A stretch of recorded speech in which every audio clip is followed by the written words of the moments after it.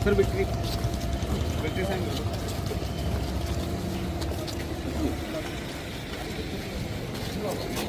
वहाँ तक लौड़ा हमें।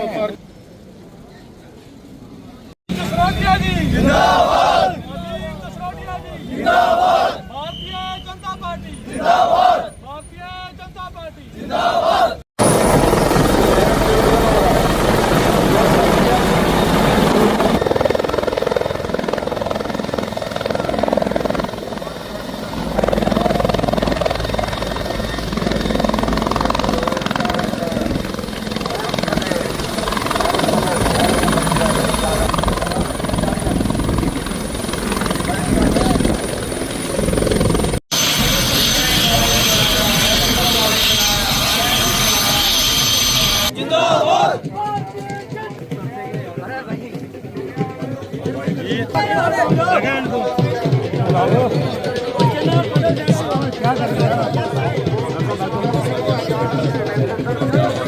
डॉक्टर जितेंद्र सिंह जी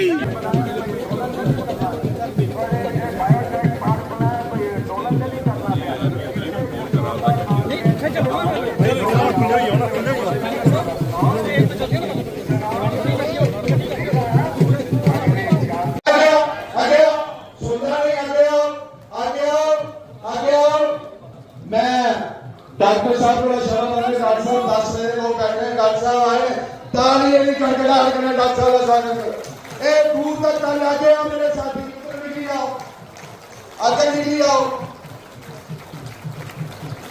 और बाहर वाले भी तो नहीं है अंदर आई आओ डॉक्टर जितेंद्र सिंह डॉक्टर जितेंद्र सिंह स्वागत है भाई स्वागत है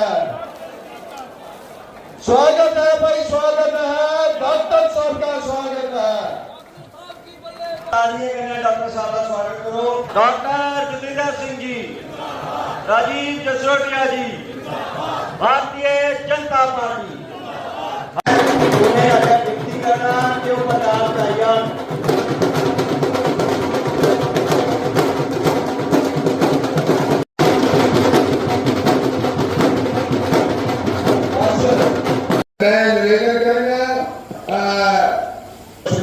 सरकार बाबा आ रहे मारते पड़े चौधरी ऐसे ताड़ियां मारे फिर कोई आपू मार रहे हैं जुड़े बहुत मेरे फादर साहब आए मेरे मदर साहब आए हैं माता जी साहब बीजेपी पार्टी के जितने भी अच्छे लोग आ रहे हैं और ये इस्लामाबाद जिस उसका जाकर मारेंगे ये बच्चा मुखर्जी अमर रहे बलिदान मुखर्जी जो कश्मीर हमारा है।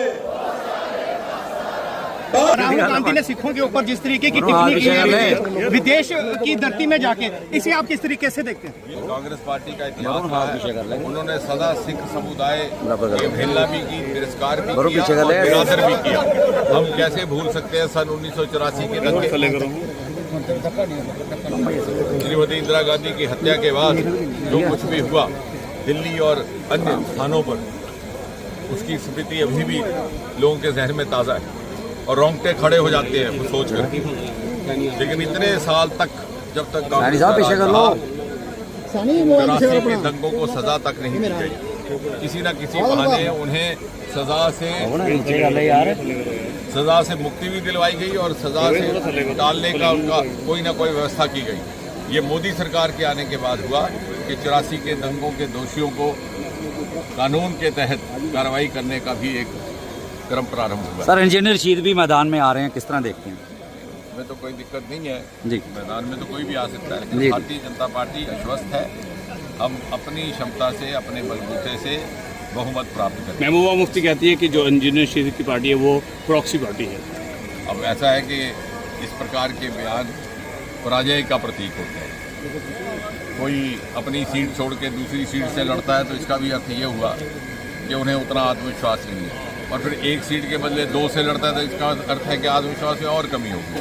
और यदि वो पहले से ही अपॉलोजेटिक बयान इस प्रकार की कोई देने शुरू करता है कि ईवीएम खराब हो गई, ये प्रॉक्सी हो गया, ये फलां हो गया, इसका अर्थ ये है कि मुझे पराजय के आसार नजर आ रहे हैं। मैं पहले से ही उसके लिए एक एक्सप्लेनेशन तैयार कर रहा हूँ। डॉक्टर जी, लाल सिंह कहते हैं कि जो उनके खिलाफ कैंडिडेट खड़ा हुआ है वो छोटा मोटा कैंडिडेट है, मेरा तो मुकाबला भारतीय जनता पार्टी के साथ है। उनका इतिहास रहा होगा, उनको छोटे मोटे कैंडिडेटों ने ही हमेशा पराजित किया है ताकि उनको। मुर्दुल्ला कहते हैं कि भाजपा ने शांति भंग की है जम्मू कश्मीर की, किस तरह देखते हैं?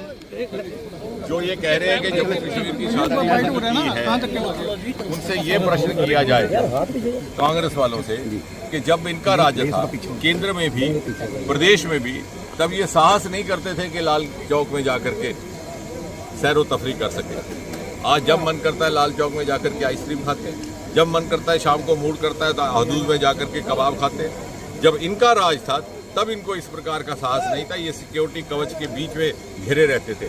आज मोदी जी ने इनके लिए वो फिजा तैयार की है, इन्हें तो मोदी जी का शुक्रिया अदा करना चाहिए। राहुल गांधी लगातार विदेश की धरती पर जाकर भारत, भारतीयता और सनातन को अपमानित करने का षड्यंत्र रचते आ रहे। शायद राहुल गांधी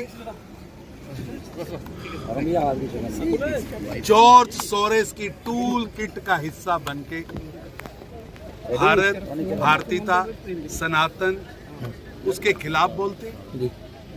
सिखों पर अगर सबसे ज्यादा अत्याचार किसी ने किया तो वो कांग्रेस पार्टी ने किया।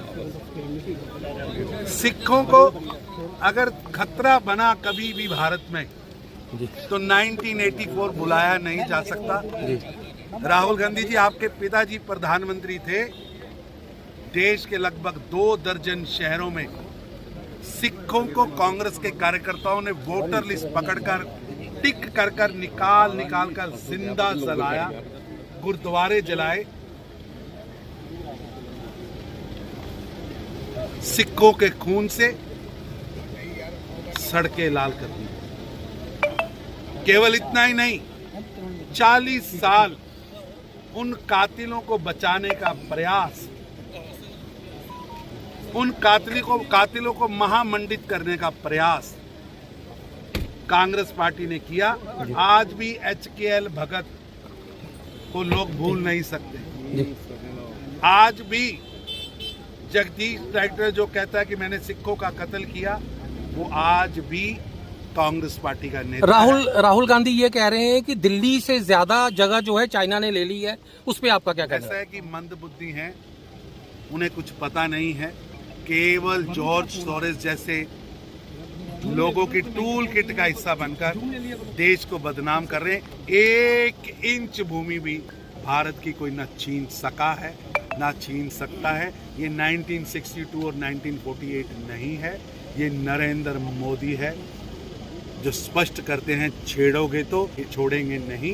1 इंच भूमि भी भारत की कोई ले नहीं सकता। लोगों का अपना समर्थन देना, लोगों का अपना आशीर्वाद देना, मैं ऋणी हूं इन सब साथियों का, अपने समर्थकों का। ये ऋण कैसे मैं चुका करूंगा, वो भी मेरे लिए एक चिंता का विषय है।